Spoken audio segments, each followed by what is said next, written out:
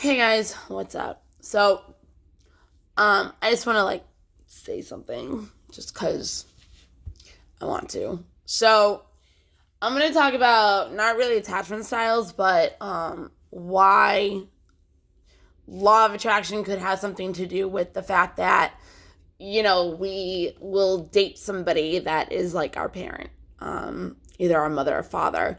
It doesn't have to, but it usually has to do with the one that we had the most issues or trauma from growing up as a child, subconsciously or consciously, whether you know it or not. Um, obviously, you can remember the traumas, but can you remember how you actually felt as a child when your needs weren't being met, or you felt neglected or abandoned from your parents or whatever, whoever caregiver, foster parent or grandmother, aunt, uncle, whoever took care of you while you were growing up. And that's like a lot of where the I am not enough, I am not worthy thing comes from, because it's like if you weren't being taken care of and you didn't feel like, whatever, then you're going to have those programs growing up. So it's like when a baby comes into the world, they're perfect. You know what I mean? They don't understand, all of this. Like they just think like, if I cry, I'm going to get what I want. Like if I, all of that, like my needs are going to be met. Like that's how a baby would think. And they don't really have programs. Your programs and conditionings obviously can actually start while you're in your mother's womb. While she's pregnant, the genes and DNA and all that are affected actually by the mother with that situation when you're in her stomach. So if your mom was going through shit while she was pregnant, it actually does affect you. But when you're come out as a baby, you're not programmed with that. You're just kind of like, whatever. But the only fear you have as a baby is being dropped and loud noises. Okay. So when we're born, we are expecting to be taken care of. So that's like where the programming, I guess you could start, happens with the attachment styles of the fearful avoidant, the dismissive avoidant, the anxious preoccupied, and the secure. So they're all different. If you want to look them up, I can do something explaining all of them. So it's more understanding your core wounds and where the affirmations of the I am not worthy, I am not enough, I am defected, I am bad, all those come from. And it's like you might not even think that consciously. You might think that like you are worthy of something, and it's like, but deep down inside in your subconscious, it's like, no, you've been believing for years that you're not. And again, like I said before, it's like a computer. So what you think the most and what your routine is and what you do over and over and over again is more and more and more embedded into your subconscious mind. It doesn't really go, certain things will go into your super subconscious, but that's more like if you didn't set your alarm and you just wake up automatically on what time you would like normally wake up on, like that would be like a super subconscious like example. So what I'm trying to say is like when we date people, we tend to see that person is like our mother or father. So for example, if I had a void within me from growing up, so I did, my dad, okay? And I love my dad. I'm not saying anything bad about my dad. I'm not saying anything bad about my mom. They did the best that they could. And I actually understand a lot from doing a lot of trauma work and a lot of, whatever, because I know some of their traits from how they were brought up.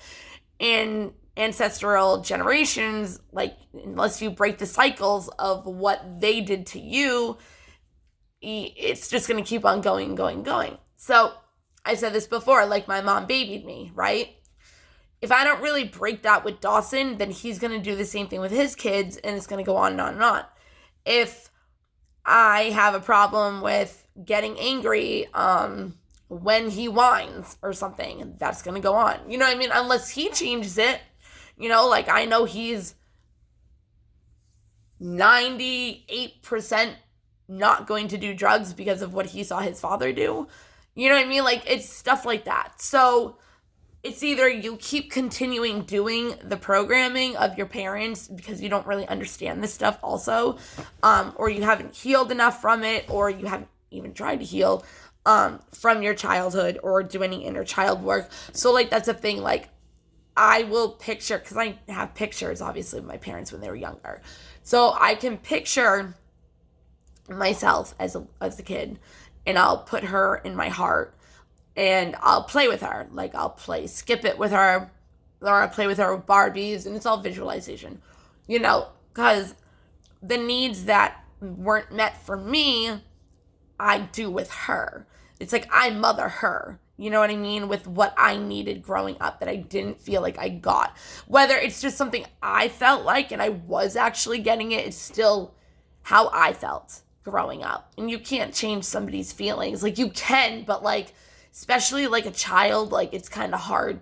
If you keep seeing the same exact thing happening, it's not like when you're an adult where you can explain yourself of why and like the person understand better.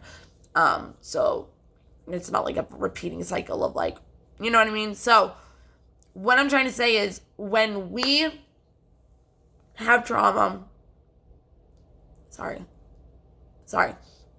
we have trauma with a certain parent, I'm going to use my dad, for example.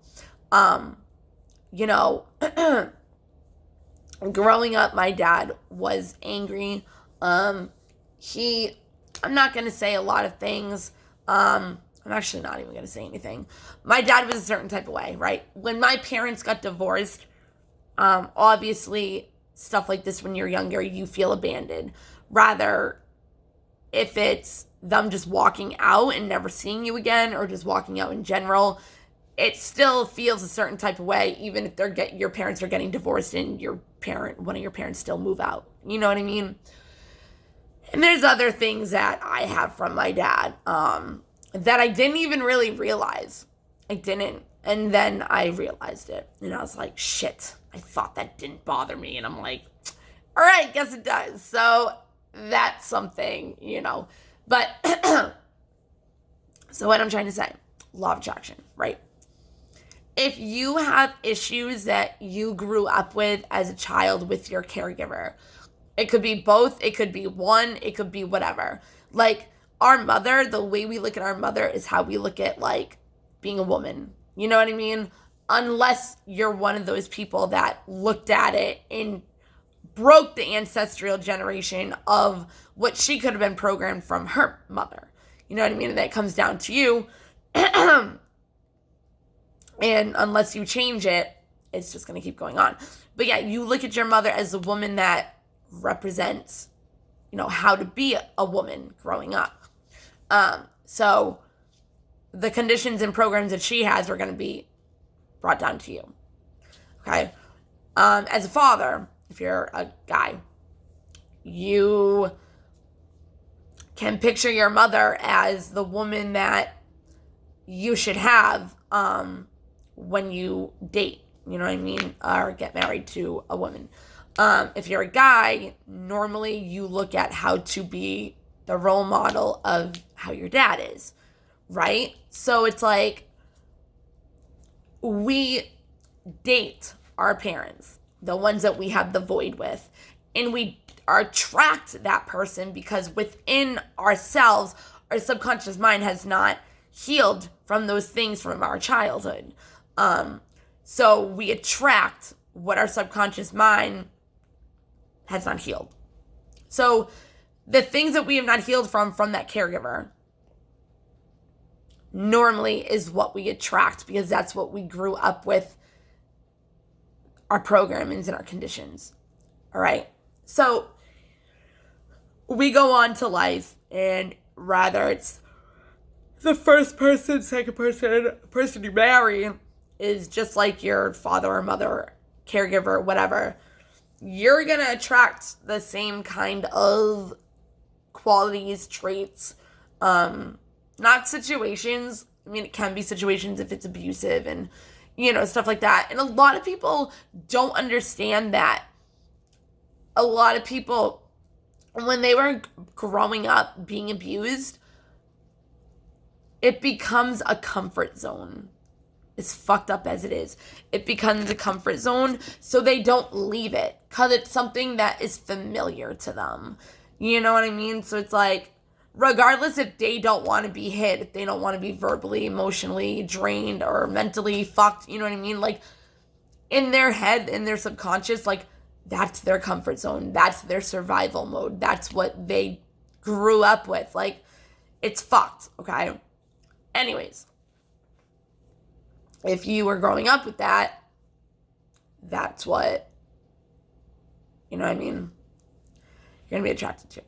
So, it depends, honestly, on where you are in your life as a healing process to be able to have whatever kind of relationship, whatever kind of traits from that parent. But you're trying to fill that void without even knowing it.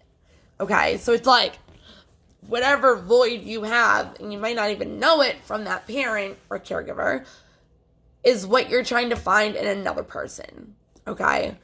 So, if you have a certain type of relationship with this caregiver, you attract more and more people, or at least mates, significant others, people that you're dating. You attract more of those people that are like that, those situations, because you're still trying to fill that void, okay? If you start healing from those traumas of your childhood with the caregiver, or it can be obviously both caregivers, it doesn't need to be just one, and if it's your mother that isn't the one, then it's like you still represent her as what a woman's supposed to be. So again, if she's not really doing good things as a woman and a mother figure, it's like, unless we heal and learn that and consciously are aware of that, like self-awareness, like, we're not going to get it. So it's like, we're still going to do and think subconsciously what our mother's is, and how you grew up with them. If it's your dad, it's vice versa. If you're a guy, you try to do the same thing, which I think is harder for guys, honestly, because it's like a manly thing, and like that's how they look at their dad, and I feel like they might get trapped and stuck in their ways. Not judging, I'm just saying I feel like with men trying to please their fathers or be like their father to either have a better relationship with them or to feel like they have things in common growing up. Like my parents filed for divorce at 9 and my dad moved out. And I started smoking at 9 years old. I smoked cigarettes and my dad smoked cigarettes. And as I grew up, I smoked cigarettes with my dad. And I feel like that's something that I started to do. Jeez, my throat chakra. I feel like that was something that I started to do to feel like I had something in common with my dad that I could share as an adult or whatever. It was a filling of the void. You know what I mean? It was just something that came about, as 9 years old. I wasn't hanging out really with the right people. And that's when my parents got divorced, or filed, whatever, my dad moved out. So it's like, it's stuff like that, you know what I mean? Like, it's like you want to please that caregiver, so you do things that either they do, and it could not even be a good thing, like, you know what I mean, like smoking, you know what I mean? But it can also be a thought process, an addiction to a negative thought, like that kind of stuff too. It doesn't have to be something like what I said. And like, we don't even realize it, like, people might be like, oh, I don't even get why I do drugs. Like, what happened today? It could be because you saw it growing up, too. Like, it's not a disease. It's not genetic. It's environmental. It's an attachment style. It's conditioned. It's approval, acceptance, stuff like that from things that we don't even understand because it's in our subconscious and how we grew up. Okay? So, I'm not going to go into that. But, so this is a fucked up thing. She is... This is going to sound weird, but it kind of is. It's the truth if you think about it. So, your parent, right? Caregiver, whatever. Whichever person, like my dad. My dad would be my person. You know what I mean? But I've healed a lot and I've forgiven a lot. And I've worked on that. You know what I mean? And I've worked at having a better relationship with my dad. And I'm going to hold on that. So, your first heartbreak is that caregiver. So, my first heartbreak was my father. Isn't that weird? So, it's like, then you try to fill the void. Then you try to be the people pleaser of even that parent where it comes to your relationship where it is the traits of my father, for example. Then you want to please him like you would that caregiver. You know what I mean? So, like, that's a lot of ways why people become people pleasers and empathetics and, because say if your parent was a narcissist and then you start attracting a person that's a narcissist and you're that person that wants to make them happy because they represent your father or your mother and you don't even know. You know what I mean? So we attract what we are not healed from our childhood. Of the things that we're not healed from are the things we attract. You know what I mean? So it's like if I have a boyfriend, I'm going to attract the traits and qualities and situations and everything that made me feel a certain type of way before I heal it.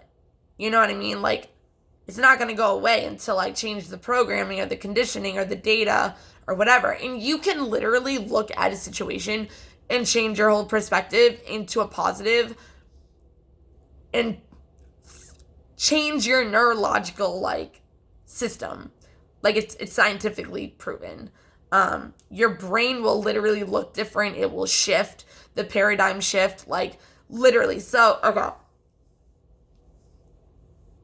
Trying to think of an example.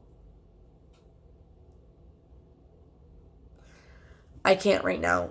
Just like if you make a mistake or something, instead of being hard on yourself and blaming yourself and this and that, you could look at it as a lesson. You know what I mean? Failure is a good thing. It is.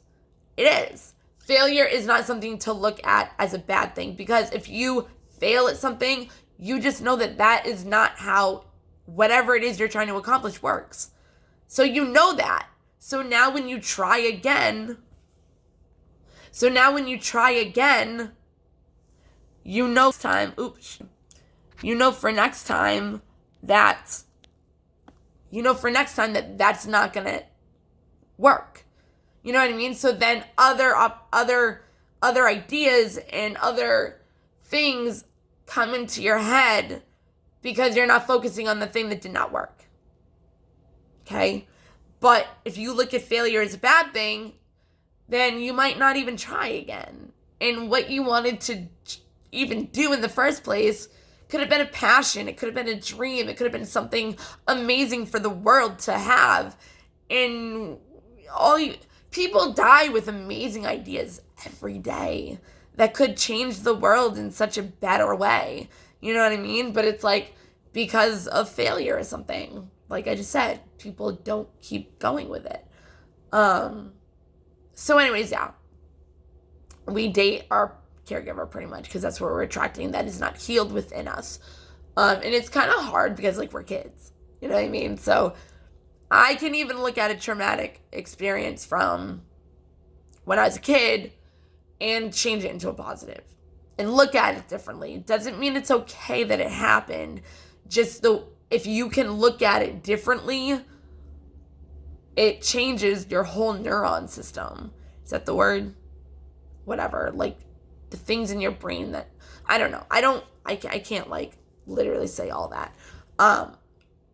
But yeah, so it's cool though, because like I said, I've healed a lot from my trauma, even with my relationships.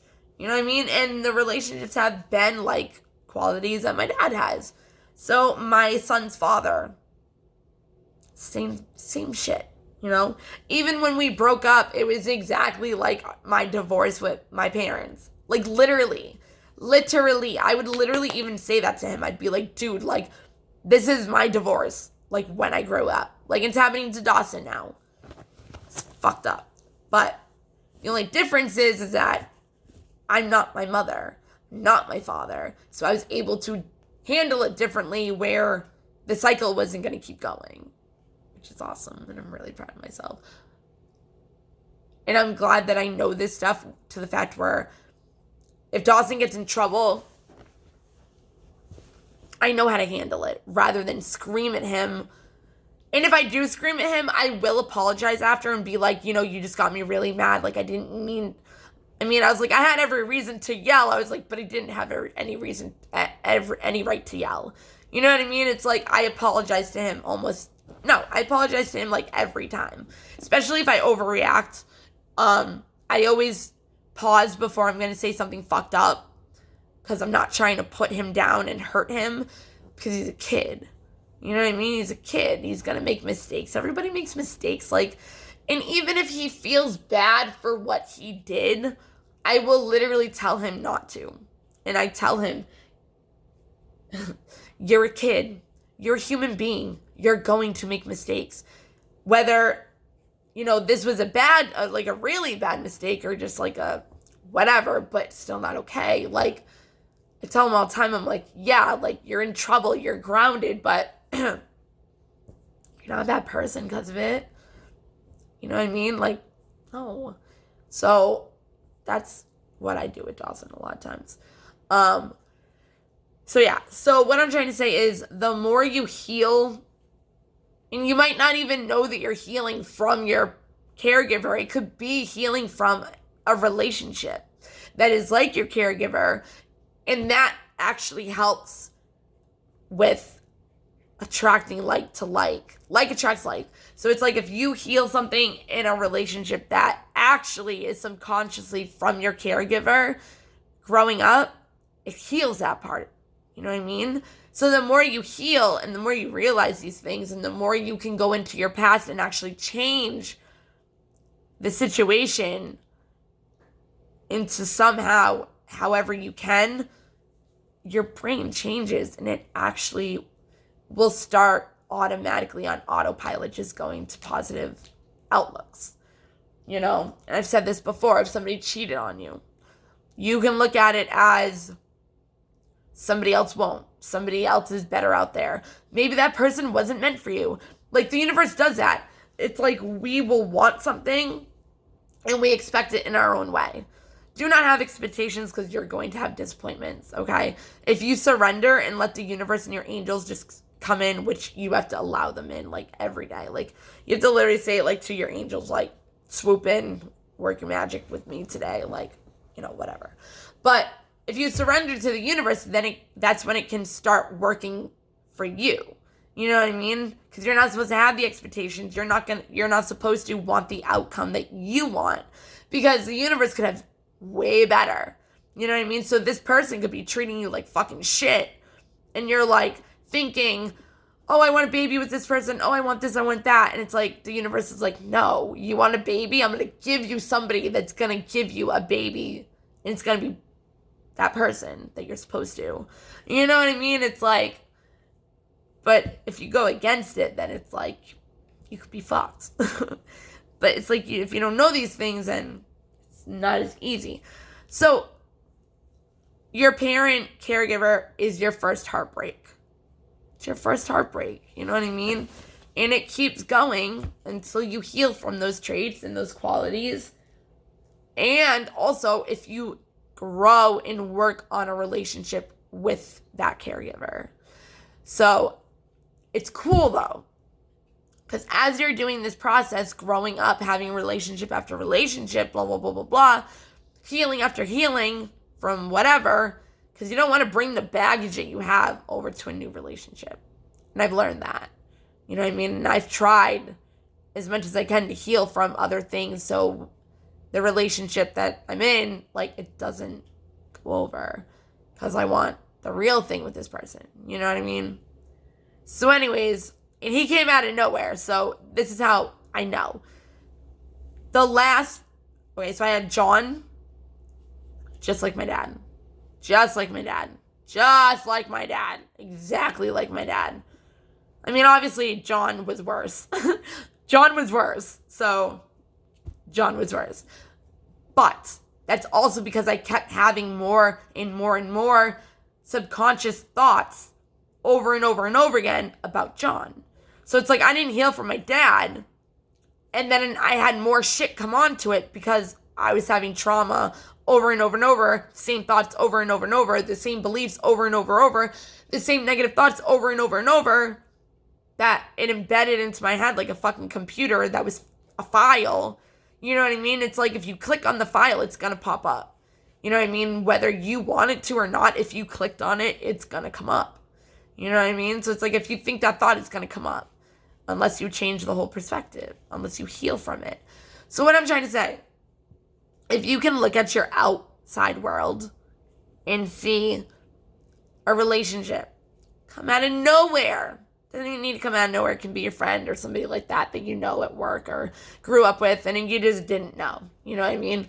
But it's like the more you heal from these things, they go away. You know what I mean? And you can think of them, but that's that program, that file in data in your computer is gone. You know what I mean? It was healed. So the next person isn't going to have that trait unless you believe it to be a trait. But if you don't and you really are healed from it, you'll see the people in your life and the surroundings get better. You know what I mean? So it's like, if you look at the people that you date or come across, they're healthier for you because you're healthier in a mindset. You know what I mean? So it's like, if you would look at the relationships from like, okay, I went from my high school sweetheart and he was a sweetheart. You know what I mean? And I'm not even going to go through it. But then like, because of the way I wanted chaos because that's my comfort zone. When things got too serious, I was like, yeah, fuck this. And I made up an excuse and bounced. He told me he tried coke once. Wasn't going to keep doing it. He just wanted to be honest with me. And I was like, all right, bye. And went to a crack dealer and learned how to cook crack with coke. You know what I mean? Then from him, I went to John. So it's like all of that was because I wasn't filling that void. I wasn't having that chaos. I wasn't having my comfort zone. And when it started getting really serious where I was like, no, you know what I mean? Because obviously people like me and other, whatever, from being a fearless avoidant and, having the trauma that I did and going through what I did, obviously I was going to have commitment issues and intimacy issues and shit like that. So I kept going for the people I was dating, So the more you heal from that caregiver, the more you can heal from those experiences, you will see how much you've healed in the people that come in your life. It's really cool. Because after John, I had a relationship with somebody and I could tell a lot was different. You know what I mean? Like, I could tell what I still did not heal from and what I did. You know what I mean? And then after I left that relationship, because I walked away from all of them. Because of my self-worth, of how I felt about myself. I didn't think I deserved the things that were happening to me. I didn't think I deserved, all that shit.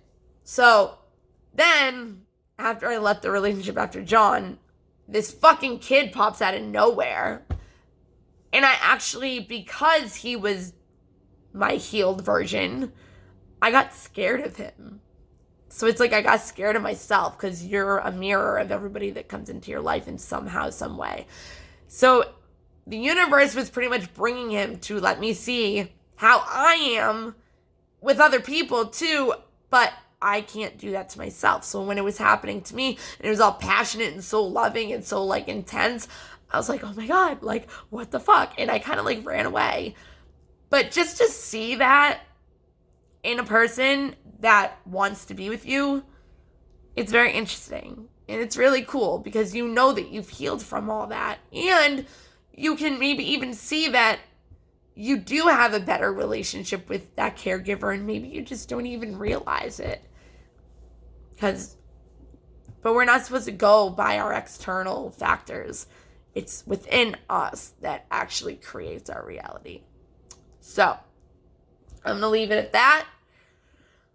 I think I said enough. Yeah, so the more you heal, the better people and opportunities will come into your life.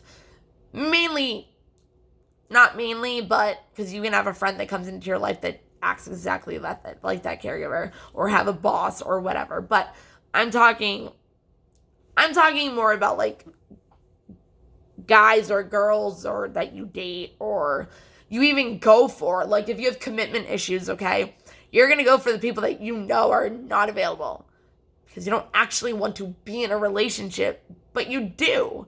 Consciously you do. Subconsciously you're like, no.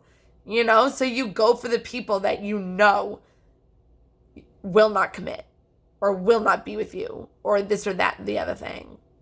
It's fucked up. Like if they're emotionally unavailable, like you go to that person because you know subconsciously they're not going to commit to you and you're not going to have what you want. So it's very interesting. I love this stuff. And it helps me because I learn it and then I can teach other people. But, okay. I think that's all I have to say today. Have a good day. Bye, guys.